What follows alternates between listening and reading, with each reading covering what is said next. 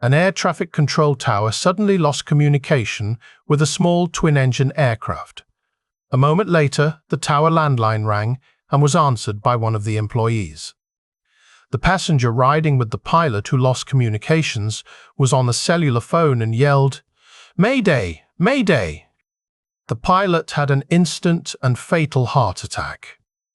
I grabbed his cell phone out of his pocket, and he had told me before we took off he had the tower on his speed dial memory. I am flying upside down at 18,000 feet and traveling at 180 mph. Mayday! Mayday!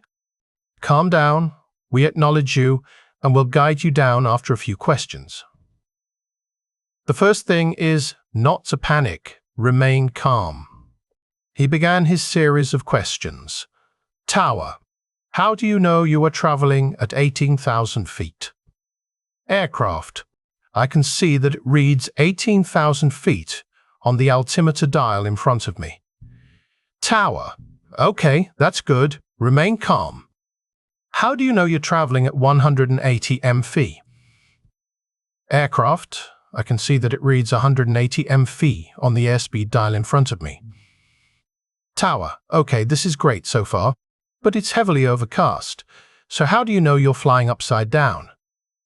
Aircraft, the diarrhea in my pants is running out of my shirt collar.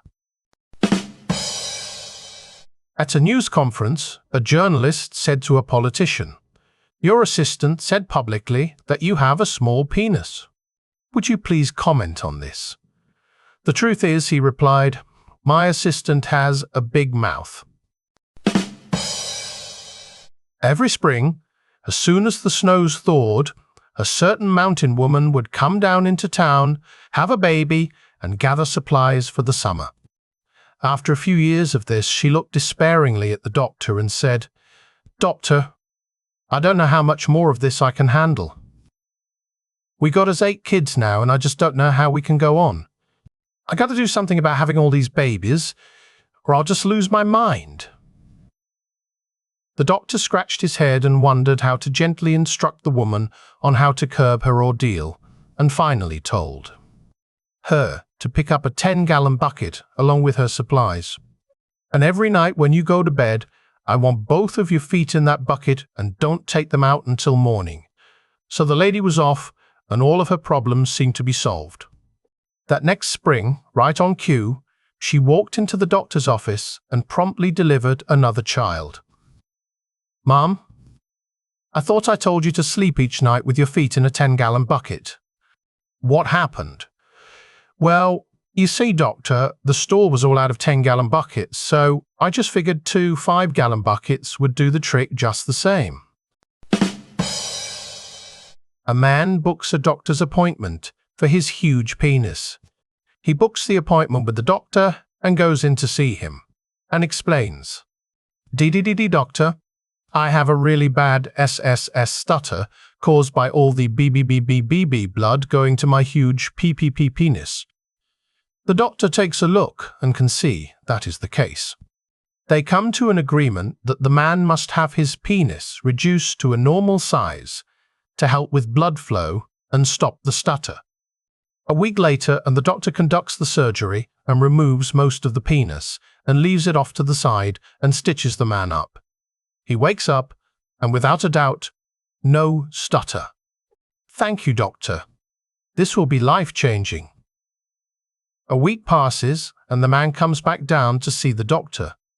"Doctor, I have been able to talk fine, but the issue is, the girls don't like me anymore. I used to get all the ladies with my huge penis. Now they don't like me. I need you to stitch my penis back on." The doctor replies, "G, go, fuck yourself." A nun, badly needing to use the restroom, walked into a local Hooters. The place was hopping with music and loud conversation, and every once in a while the lights would turn off. Each time the lights would go out, the place would erupt into cheers. However, when the revelers saw the nun, the room went dead silent. She walked up to the bartender and asked, "May I please use the restroom?" The bartender replied, "Okay, but I should warn you that there is a statue of a naked man in there wearing only a fig leaf." "Well, in that case, I'll just look the other way," said the nun. So the bartender showed the nun to the back of the restaurant. After a few minutes, she came back out, and the whole place stopped just long enough to give the nun a loud round of applause. She went to the bartender and said, "Sir, I don't understand. Why did they applaud for me just because I went to the restroom?" "Well, now they know you're one of us," said the bartender. "Would you like a drink?" "No, thank you, but—" "I still don't understand," said the puzzled nun.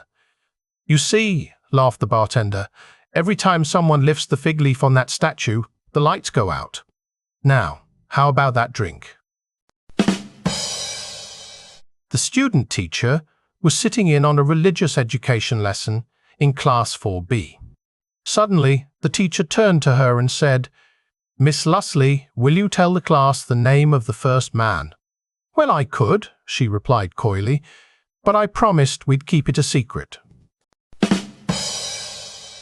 In another story, a priest and a shepherd from Australia participate in a TV game show. After answering all the questions, there is a final assignment for both of them. They are given 3 minutes to write a poem using the word Timbuktu, a city in Africa. The priest returns with the fruit of his inspiration.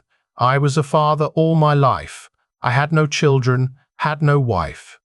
I read the Bible through and through on my way to Timbuktu." The poem makes a great impression, and the priest smells a sweet victory.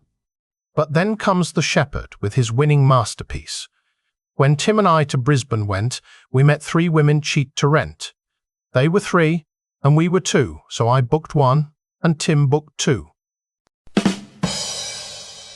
A woman is in hospital having an operation when she has a vision of God. She asks God how long she has left to live, and God tells her she has 30 years left. Upon waking from surgery, the woman considers the next 30 years and decides to make some changes. So she books herself a tummy tuck, facelift, liposuction, fillers. You name it, she had it done.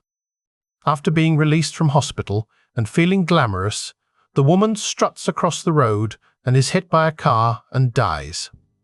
In front of God, she asks him why he told her she had 30 years left to live, when that was clearly not true. God shrugs his shoulders and says, "Well, I didn't recognize you." The day after her husband disappeared in a kayaking accident, an Anchorage woman answered her door to find 2 grim-faced Alaska State Troopers.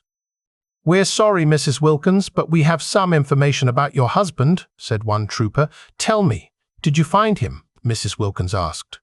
The troopers looked at each other. One said, "We have some bad news, some good news, and some really great news. Which do you want to hear first?" Fearing the worst, an ashen Mrs. Wilkins said, "Give me the bad news first." The trooper said, "I'm sorry to tell you, ma'am, but this morning we found your husband's body in Kachemak Bay." "Oh my God!" exclaimed Mrs. Wilkins. Swallowing hard, she asked, "What's the good news?"